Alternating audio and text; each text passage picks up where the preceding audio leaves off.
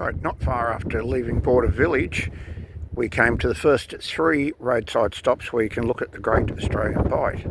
So this one's literally 50-60 metres off the highway, good surface. So let's go and have a look at the Great Australian Bight. We've got some crows here to welcome us. So there you have it, the Great Australian Bight. If you're super keen, you can walk, find your way over the cliffs, which is not recommended, and go right down to the bight. You don't go swimming here. What you see is what you get.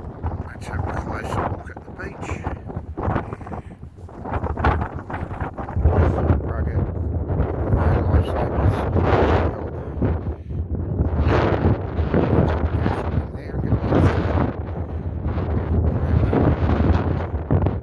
It's a Great Australian Bight, part of it, a very small part of it.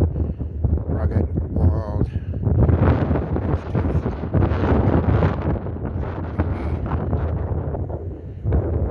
generally like to see, but inhospitable.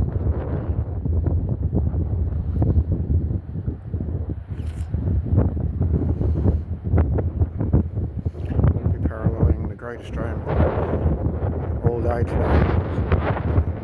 71 kilometres.